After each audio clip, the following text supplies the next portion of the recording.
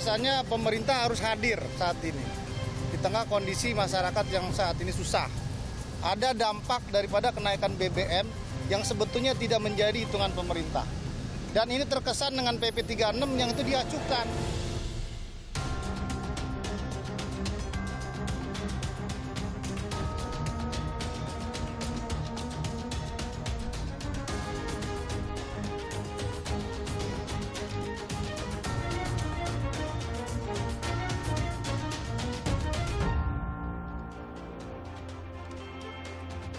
Selamat malam saudara, Anda kembali menyaksikan Business Talk di Selasa malam bersama saya, My Sister Tarigan. Besaran kenaikan upah minimum 2023 memantik polemik, tidak memuaskan dari pengusaha dan juga tidak memuaskan kata dari kelompok buruh. Lantas bagaimana kita akan mendapatkan solusi untuk menerangkan kebijakan yang baru dikeluarkan? Peraturan dikeluarkan oleh Kementerian Ketenagakerjaan. Malam ini kita akan bahas bersama Wakil Menteri Ketenagakerjaan Afrian Syahnul. Selamat malam Pak Afrian. Terima kasih telah datang. Dan saya juga akan menyapa Pak Anton J. Supit, Ketua Bidang Ketenagakerjaan Apindo. Selamat malam Pak Anton. Malam Mbak, My Sister. Dan tentu ada Bu Mirah Sumirat, Presiden Asosiasi Serikat Pekerja. Selamat malam. Malam Mbak. Terima kasih telah bergabung dan saya langsung ke Pak Nur dulu, Pak Wamen. Ini kita tahu pengusaha menggugat peraturan Menteri Ketenagakerjaan nomor 18 tahun 2022 tentang penetapan upah minimum tahun 2023. Nah, apa respon dari regulator?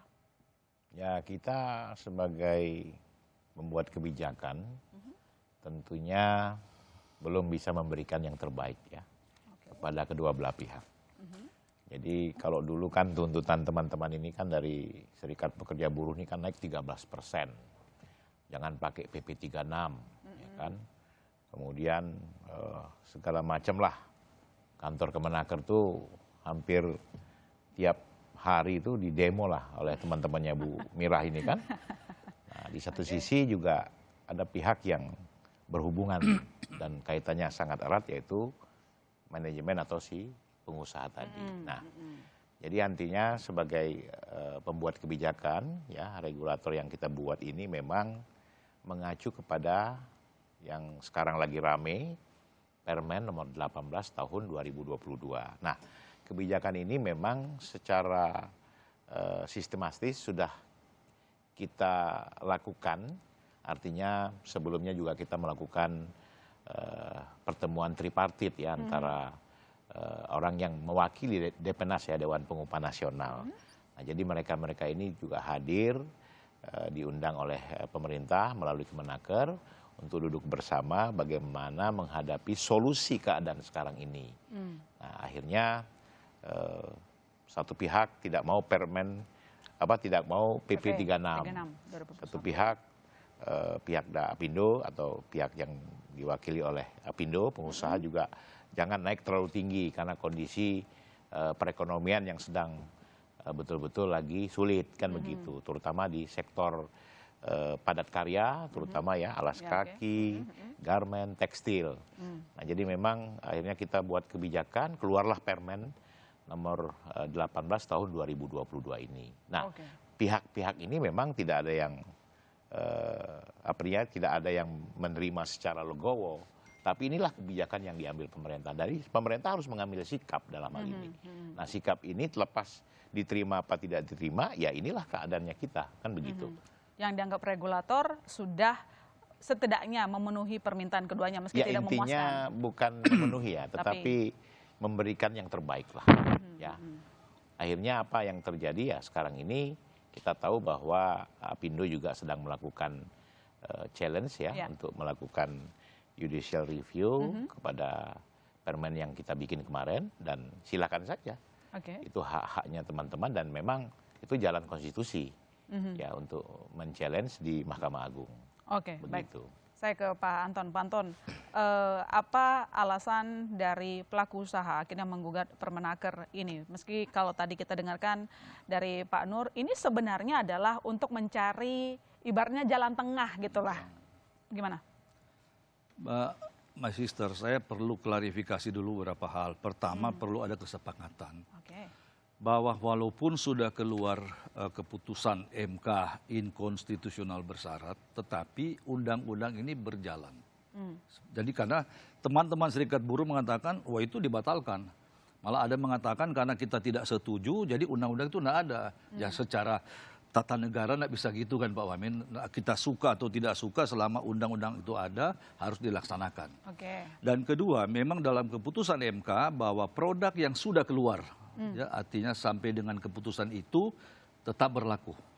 Dan sejak keputusan tidak boleh ada perubahan, dalam arti kata penambahan atau pengurangan tidak boleh. Nah, jadi alasan kenapa kita mempertanyakan ini atau membawa kepada Mahkamah Agung, meminta kepastian hukum bahwa keluarnya Permenaker nomor 18 ini menurut kami sudah pertama tidak sesuai dengan hukum yang di atas ini, undang-undang.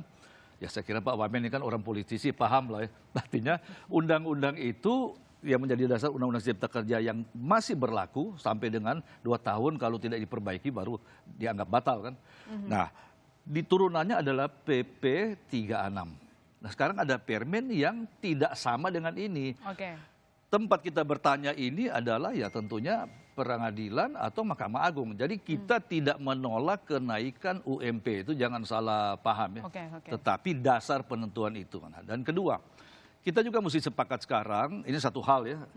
Hal kedua adalah apakah ekonomi kita ini baik. Saya kira Pak Wamen ikuti perkembangan, kita sudah menyurat kepada Ibu Menaker, garment itu turun 30% order dan tidak tahu sampai kapan, bisa-bisa sampai akhir tahun depan.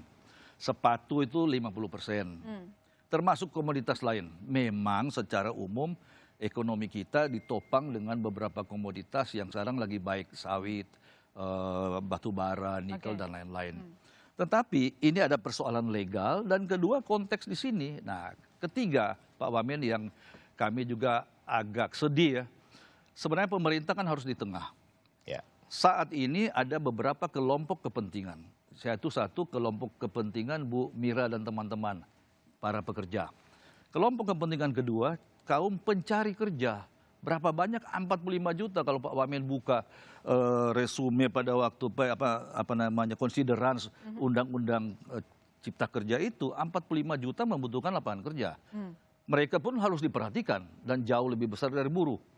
Ketiga, tentunya investor itu kan. Dan keempat, pemerintah dalam hal pajak dan lain-lain.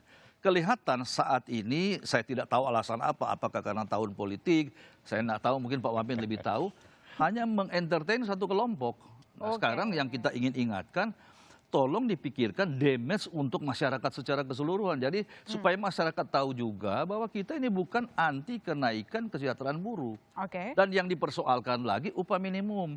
Ini bukan upah kesejahteraan. Upah minimum berlaku setahun. Setelah itu silahkan nego. Ini sudah ditabrak dan setiap tahun Pak Wamen, saya juga malu setiap tahun mesti tampil seperti ini hanya mengulangi hal yang sama. Nah, inilah kita harapkan ketegasan pemerintah. Malah saya harapkan Mbak My Sister, ke depan upah minimum udah domain pemerintah lah. Dengan ekonominya itu menghitung berapa. Karena ini minimum, upah paling minim. Baik, saya nanti perpanjang lagi Pak Anton, dan tentu sebelum Pak Wamen menjawab, saya ke Bu Mira, karena tadi disinggung oleh Pak Anton adalah hanya mengentertain satu pihak. Apakah kelompok buruh sendiri puas dengan dari Permenaker dari Ketenagakerjaan 18 tahun 2022? Jadi yang pertama ada perbedaan pandangan hukum dari sisi pengusaha yang menyatakan bahwa Undang-Undang Cipta Kerja itu masih tetap berlaku meskipun dinyatakan oleh keputusan Mahkamah Konstitusi itu inkonstitusional. Nah, tetapi bagi kami dari pekerja buruh sekali lagi sudah tidak berlaku dan diberikan waktu 2 tahun kepada pemerintah untuk merevisi itu. Artinya kan inkonstitusional ini dia bertentangan dengan Undang-Undang Dasar. Artinya syarat-syarat amanah yang ada di Undang-Undang Dasar tidak terpenuhi dalam Undang-Undang Cipta Kerja. Itu yang pertama. Jadi kalaupun Pak Anton selaku wakil pengusaha ada pendapat demikian, yang nggak ada masalah, sah-sah saja. Kami pun punya pendapat yang seperti itu. Lalu yang kedua, kalau dikatakan bahwasannya ini ada satu kelompok tertentu yang ditertentu, jangan salah, kita punya catatan juga. Tahun 2020, 2021, 2020 itu kan pandemi COVID-19. Itu yang namanya karpet merah digelar itu buat pengusaha, stimulus, subsidi segala macam. Oke. Lalu bagaimana pertanyaan dengan pekerja buruh? Banyak yang dirumahkan tanpa diupah.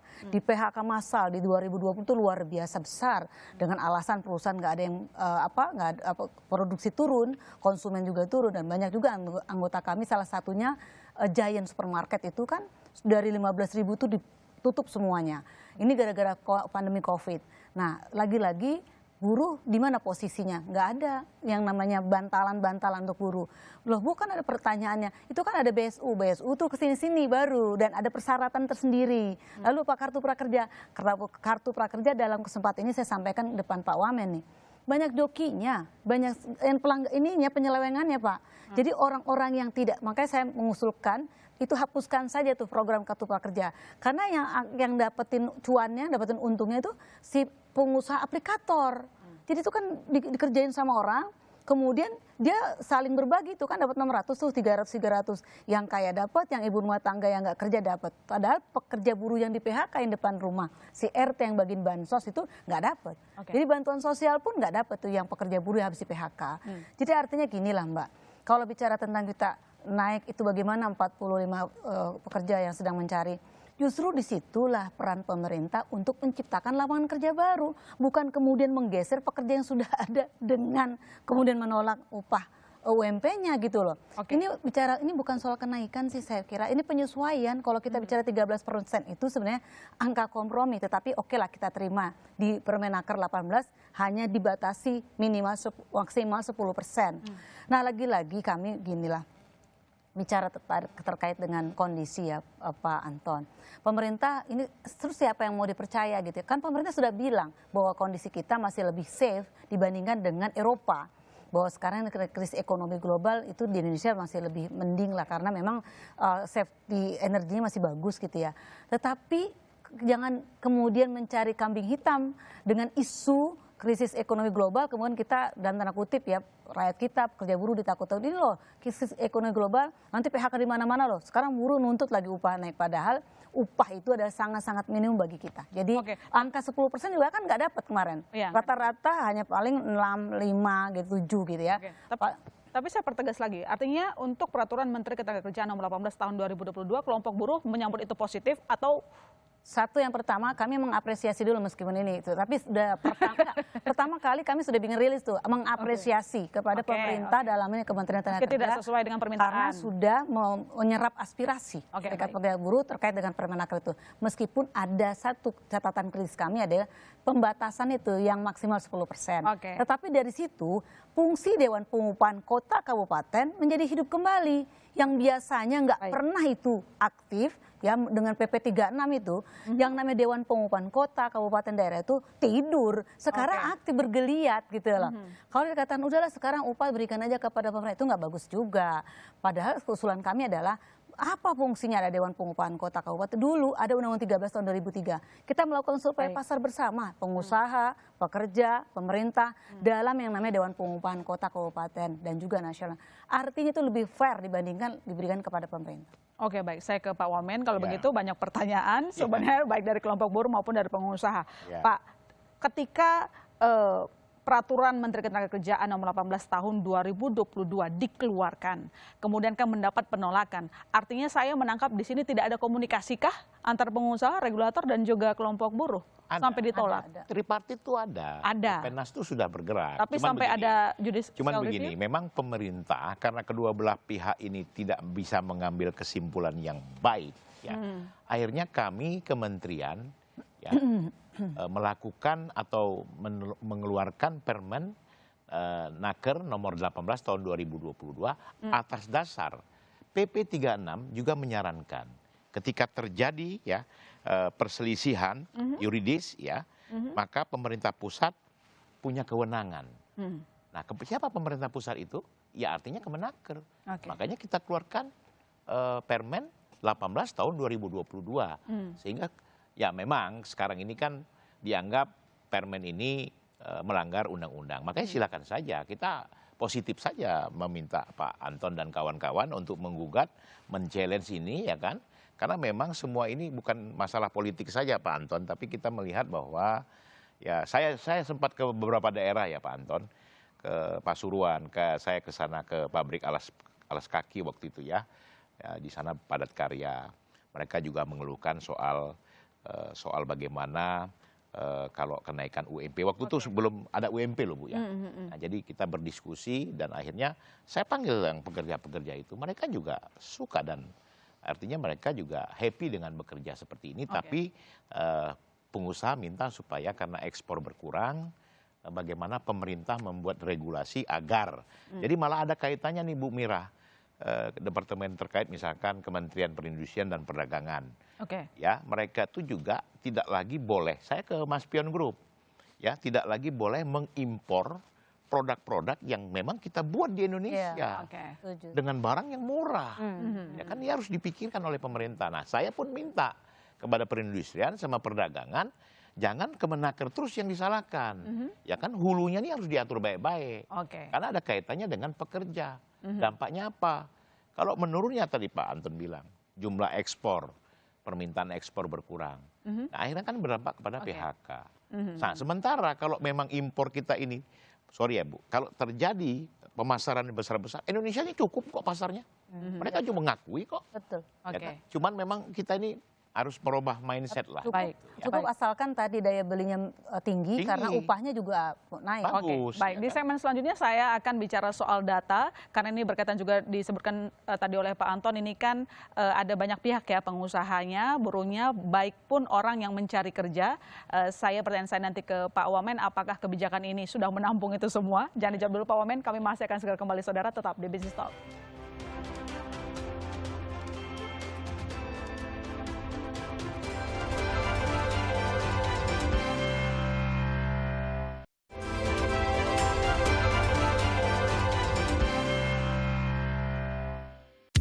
Selamat datang tahun 2023. Selamat datang kenaikan gaji. Yes, upah naik, siapa sih yang nggak mau coba? Dari pekerja profesional sampai ini juga idaman para buruh guys. Jadi kalau misalnya ditanya nih, resolusi tahun baru itu apa? Ya naik gaji lah.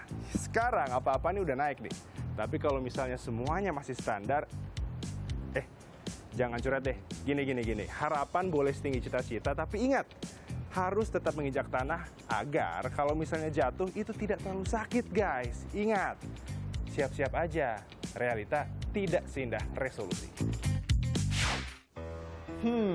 Anyway guys, Kementerian Ketenagakerjaan mengatakan bahwa rata-rata UMP Indonesia Raya naik 7,5% di tahun 2023. Artinya ada beberapa daerah yang di atas 7,5% dan ada yang di bawahnya karena ini rata-rata.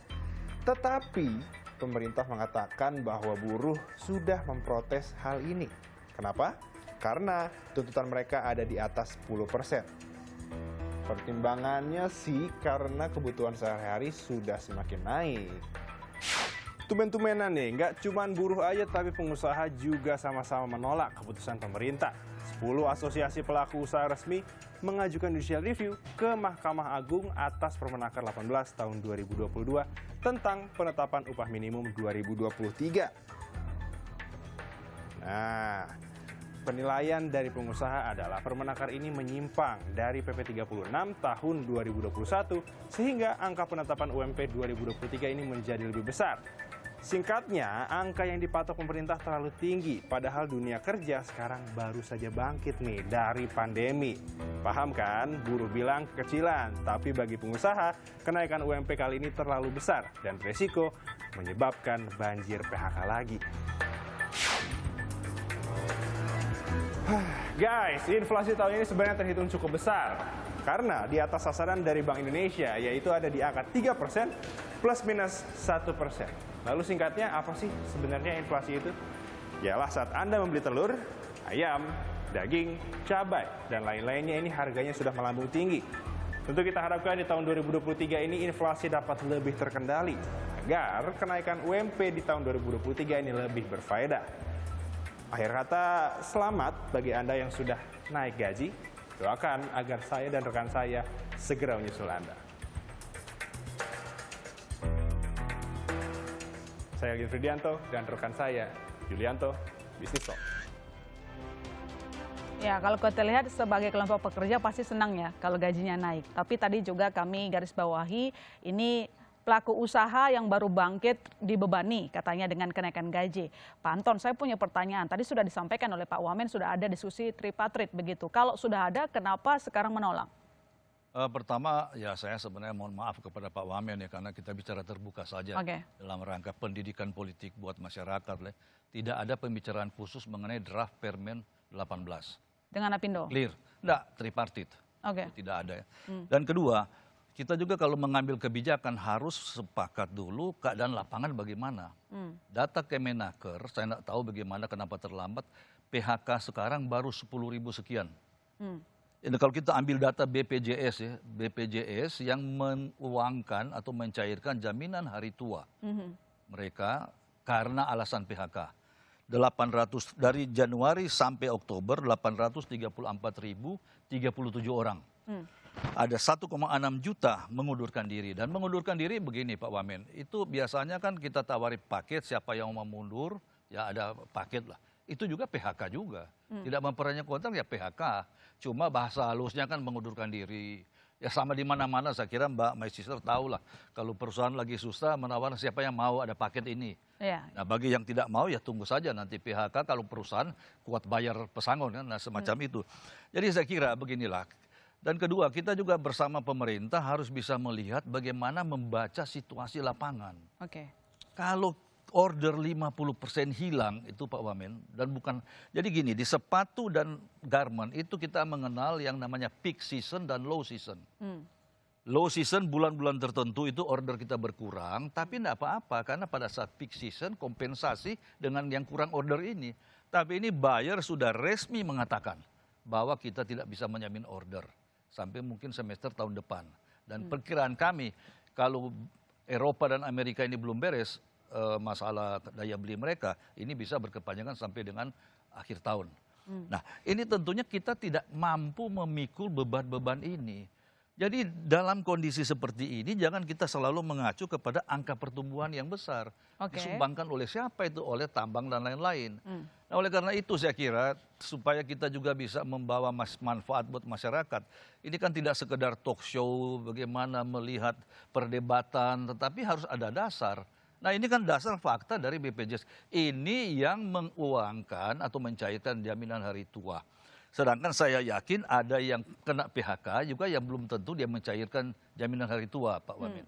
Kedua, saya juga yakin masih banyak pekerja yang belum ikut BPJS, yang tidak terrekord. Jadi ini angka minimal.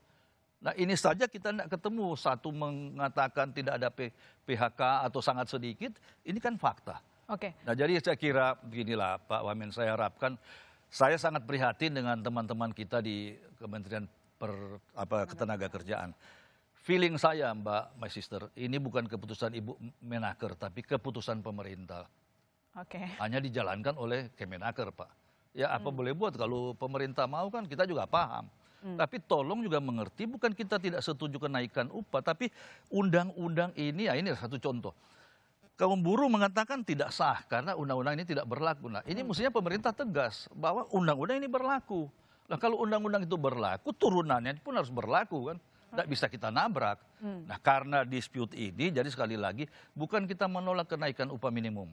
Tetapi ini kepastian hukum. Dan investor paling takut masuk di negara yang ketidakpastian hukum itu sangat besar. Dan kedua, ya saya kira ini seringkali dikatakan oleh para serikat buruh, 3 tahun tidak naik upah itu tidak benar. Tahun pertama iya karena memang betul pandemi.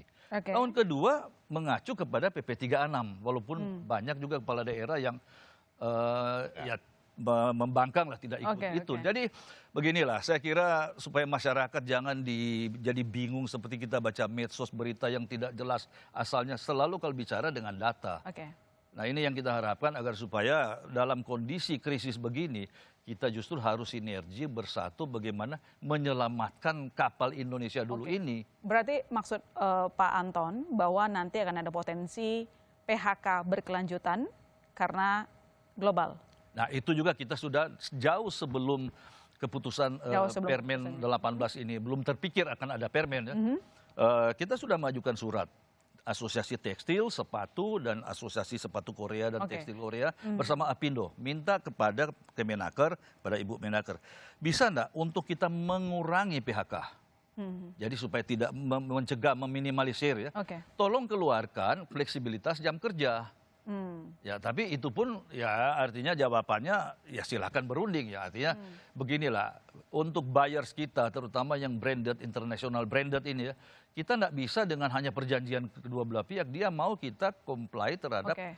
kebijakan pemerintah. Nah, hal-hal beginilah mestinya kan dicari jalan agar PHK itu tidak marak seperti yang menjadi potensi tadi itu. Oke, saya minta Pak Wamen untuk menjawab. Tadi sudah disebutkan untuk angka PHK yang cukup tinggi dan kemungkinan juga akan bertambah dengan adanya kenaikan upah dari Permenaker nomor 18 tahun 2022.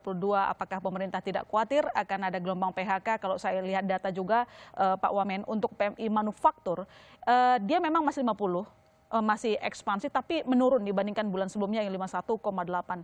Apakah regulator tidak khawatir akan terjadi PHK? Ya sebenarnya kita khawatir ya, termasuk memikirkan bagaimana anak bangsa ini bisa melangsungkan kehidupannya. Oke. Ya seperti serikat pekerja dan buruh. Nah cuman memang kondisi yang ada, oke lah kita mengakui bahwa ke depan Pak Anton ya kita akan lebih mengutamakan tripartit ini semua sehingga komunikasi ini bisa berjalan dengan baik. Oke. Ya.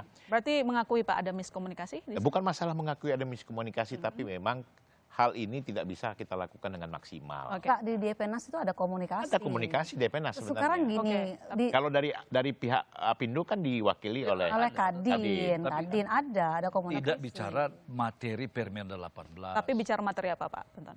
Ya masalah Enggak, masalah yang lain. bicara Tapi enggak. tidak, biasanya ginilah, kalau ada menyangkut undang-undang dan lain kan dibicarakan. Hmm. Bahwa nanti pemerintah tetap mau jalan silahkan, tapi ada pembicaraan. Oke. Kita boleh tidak setuju tapi tidak berhak. Enggak, yang sudah-sudah Tahan. juga nggak pernah ada pembicaraan. Ingat nggak Pak, PP 78 tahun 2015. Saya tuh wakil ketua lembaga kerjasama tripartit nasional 2015 berbarengan sama nggak dibicarakan kita, Nah, itu nggak diajak ngomong. Maksudnya hal-hal kayak gitu ya jangan merasa kaget-kaget, hal yang biasa gitu loh. Nah, Pemerintah bukan membuat hal biasa, regulasi, tapi buat beginilah, keputusan kita juga nggak nggak usah pernah. tenggelam di situ. Faktanya sekarang adalah pertama kita tidak mempermasalahkan kenaikan. Tapi Yang soal landasan dipermasalahkan hukumnya. prosedurnya, kenapa mesti menabrak undang. Dan jangan lupa Pak, kita ini sebenarnya undang-undang itu dibuat hanya untuk adalah kepastian hukum, Oke. ya, agar supaya investor datang dalam rangka menciptakan Oke. lapangan kerja lebih banyak. Nah, nanti Oke, itu Nah baik. sekarang dengan begini efeknya apa, ada manfaat banyak. Jujur aja Pak, investor padat karya yang tadinya setelah keluar Undang-Undang Cipta Kerja pada bertangan lagi. Dengan ini menjadi tanda tanya, karena Akhirnya bikin orang maju mundur. gitu ya artinya Oke. merasa ya uncertainties. Oke, uncertainty. Pak Wamen, silakan. Ini bisa mengganggu iklim investasi, katanya. Ya memang sebuah regulasi itu harus tegas. Baik. Ya. Nah memang investasi artinya investor juga berkeinginan agar negara ini punya ketegasan. Nah makanya sekarang ini ya saya juga bilang sama Pak Anton sebelum acara-acara tertentu juga saya ada telepon Pak Anton juga bagaimana kalau kita komunikasi kembali ya kan. Nah saya juga menganggap bahwa kebijakan yang sudah kita lakukan ini untuk stabilitas negara. Oke. Untuk stabilitas semua. Jadi bukan hanya kepentingan negara tapi kepentingan semua. Oke. Ini yang kita inginkan Mbak My Sister. Sehingga bukan hanya politik Pak Anton tapi perekonomian juga. Ya jangan salah, dengan regulasi yang sudah baik tapi kalau buruhnya demo terus juga kan investor juga ragu-ragu juga mau masuk ke republik kita ini kan. Oke. Jadi makanya semua harus duduk bersama. Nah, bagaimana sejalan dengan apa yang kita inginkan sehingga buruh senang, pengusaha juga senang. Oke. Jadi ini yang harus kita atur, win-win solutionnya seperti apa. Oke. Nah pandemi, kemudian inflasi, kemudian globalisasi yang terjadi, Baik. ini Bung berdampak. Jadi Oke. makanya sekarang ini, ya sementara ini alhamdulillah buruh sudah senang lah ya, minta senang. 13%, kita coba naikkan 7,5%. Tapi tadi Kita mau menerima lah. baik, Nah, masih mau terima saya Bu. pun sebenarnya saya sudah Oke. diskusi sama Pak Anton waktu itu. Ya ada beberapa pihak saya coba bangun komunikasi. Baik. Sebenarnya pengusaha dengan kita naikkan inflasi sebesar 5 sampai 6, 7,5% mereka terima.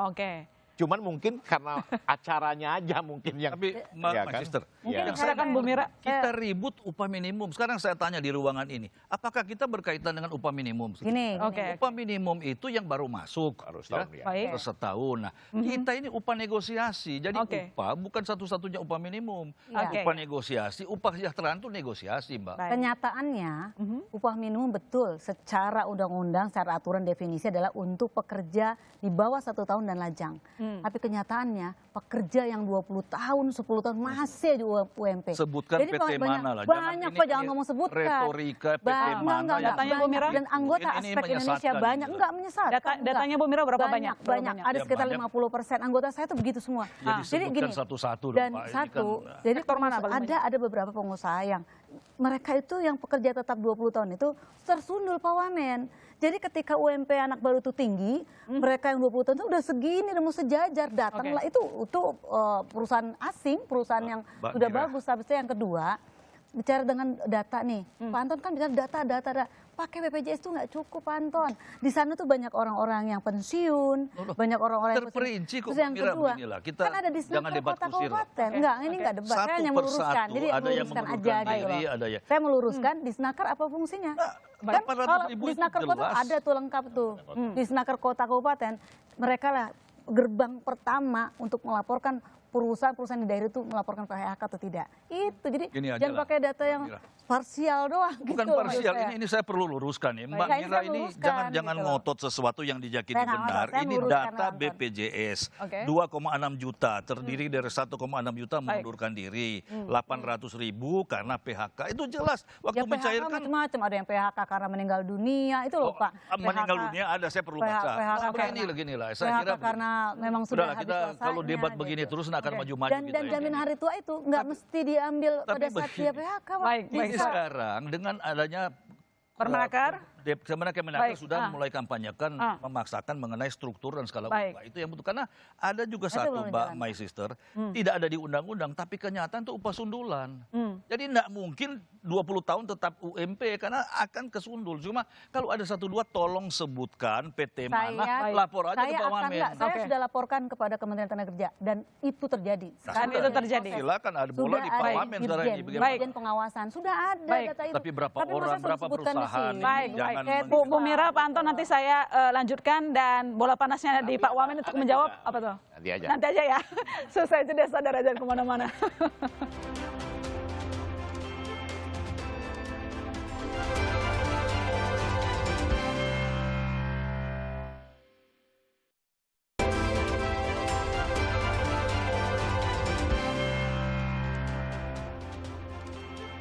Ya, diskusi kita semakin panas malam hari ini dan saya mengundang narasumber baru saya, Titis Nurdiana, wartawan Surkonta. Semalam Mbak Titis sudah dengar ya tadi.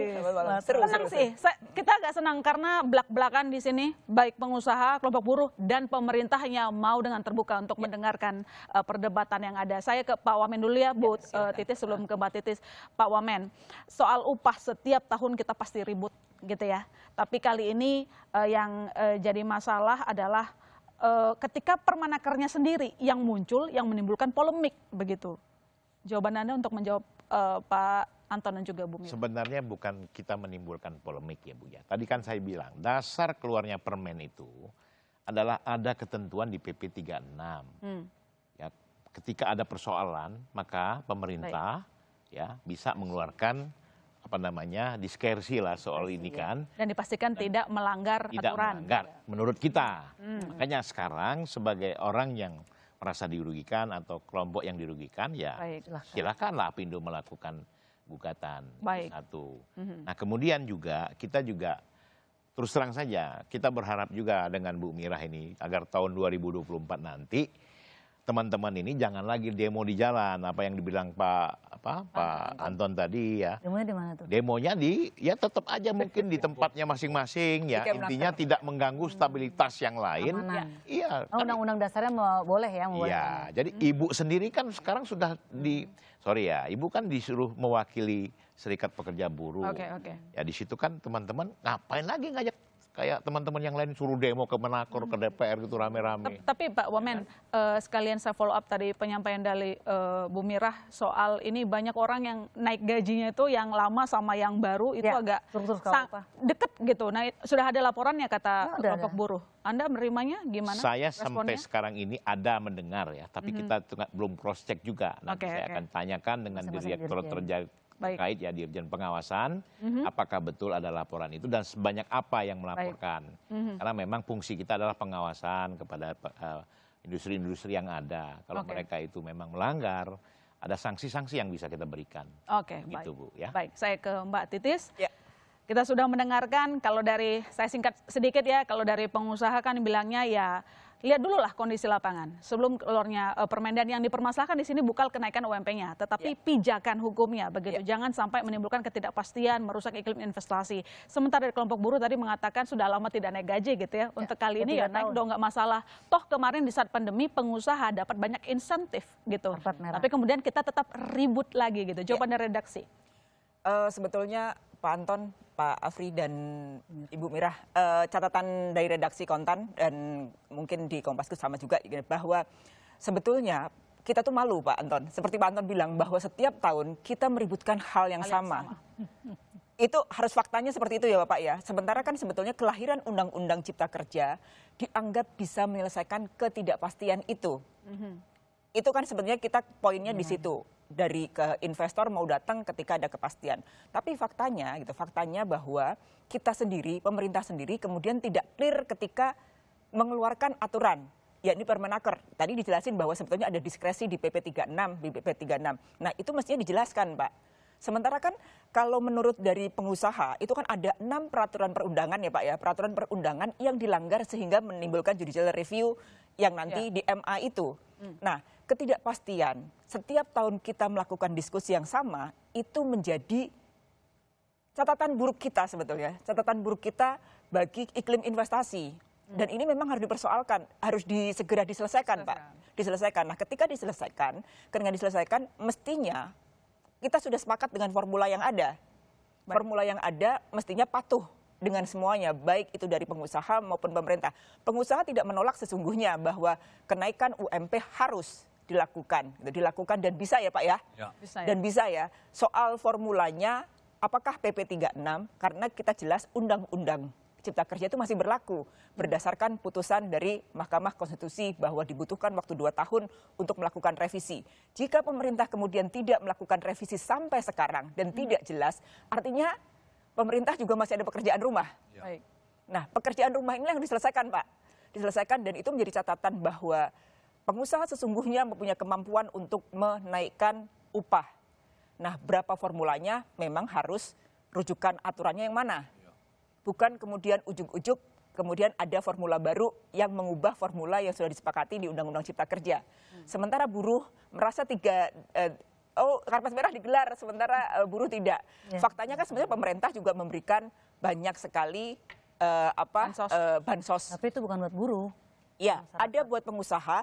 Catatan dari redaksi sebetulnya ada BLT subsidi upah, Bu. PSU. Terus ada BLT BBM, kemudian kartu prakerja yang tadi di itu ya, Bu. Yang katanya tidak usah ada. Iya, tapi intinya pemerintah sebetulnya pengen di tengah dengan memberikan dua-duanya gitu supaya memang iklim investasi dan iklim usaha menjadi lebih baik. Tapi lagi-lagi kita didera oleh ketidaksepakatan antara buruh dengan pengusaha. Buruhnya tidak sepakat besaran nilainya dan ini memang harus diselesaikan. Sekarang penyelesaian di tangannya pemerintah lewat Kemenaker. Dasar aturan Permenaker itu benar nggak sih sebenarnya pemerintah kemudian ada backingnya atau apa sehingga ini nanti kayak gimana Pak? Itu putusan akhirnya seperti itu. Apakah kemungkinan akan dasarnya apa yang menjadi kenaikan 2023 ini yang harus diputuskan segera Pak supaya ketidakpastian terjawab gitu. Baik, Pak Wamen langsung saja Pak dijawab. Apa yang bisa dilakukan oleh regulator? Karena seperti dibilang sama Mbak Titis tadi, kita selalu setiap tahun ribut mulu soal upah dan bikin malu juga gitu ya. Malunya nggak cuma untuk di nasional, tapi juga luar negeri, para investor terutama. Silakan Ya Pak nanti Wamen. gini, kita mau membuat kesepakatan dengan pengusaha, dengan pekerja juga.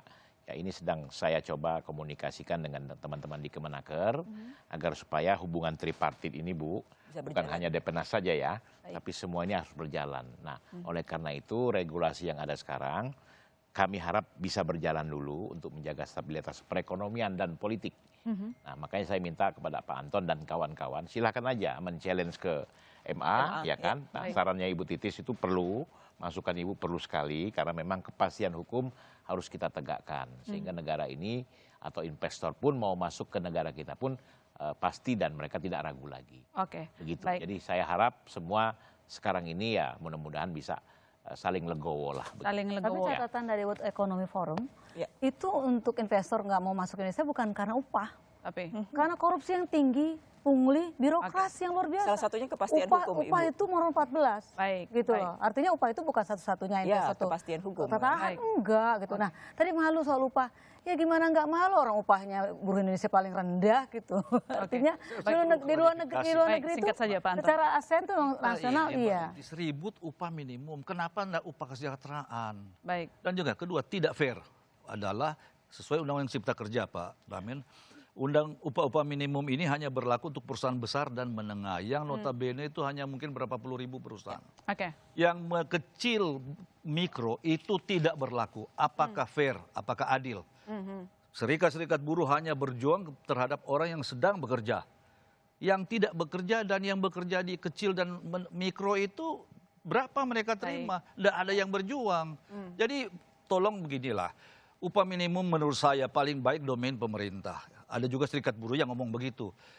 Upah minimum, upah kesejahteraan itulah yang berjuang bipartit. Masing-masing di perusahaan dia bekerja meminta lebih sesuai kompetensi. Sekarang kenapa kok kita ribut upah minimum? Hampir nggak ada di dunia ini yang setiap tahun ribut upah minimum. Ya karena memang mereka Meningkatkan bagus. upah gaji secara keseluruhan, iya ya. Tetapi kok upah minimum terus yang dikejar. Ini juga saya bingung itu. Oke. Nah, kalau dilepas ke terakhir. bipartit, kalau ada serikat pekerja yang bagus dan kuat, kalau nggak ada, Loh, PHK tugas tuh serikat anak-anak itu. pekerja Enggak, mendidik. Pak. Mendidik Enggak, dan jangan bukan lupa tugas kami, enggak dong. Titis, Itu tugas pemerintah. buruh mempunyai Bagaimana senjata supaya- Dan pamungkas, juga tugasnya, Pak Wamen. dan tugas Pak Anton dan buahnya supaya Ya, kalau iya. orang Baik. serikat yang di PHK. Baik, Mbak baik. Mira, Mbak Mira punya senjata pamungkas, kalau tidak diikuti, mogok. Pak, belum mogok Bukan aja demo. baru kita ngobrol aja udah lenyap itu Nah, anak-anak kalau itu begini gitu susah loh. lah. Dia Baik. kan Enggak, semua kenyataan, kan saya ngomong ada kenyataan, saya alasan, orang tapi lapangan. sebenarnya Saya kan orang tidak benar lapangan. juga Baik, itu. Pak Anton, Apa Bu adanya Mira, ngomong. nanti kita lanjutkan lagi diskusinya setelah on air ini.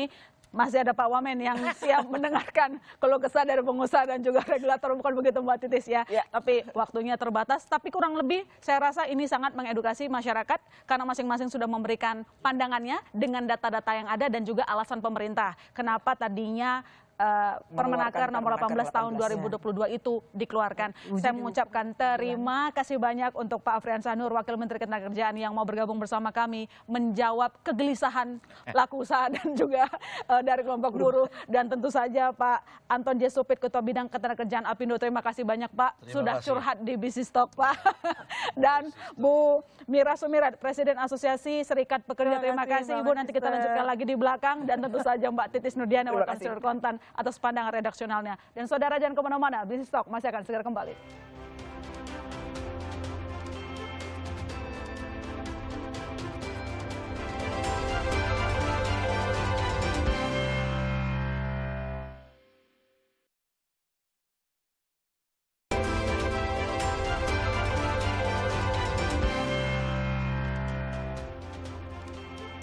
Topik kenaikan upah selalu jadi masalah setiap tahun.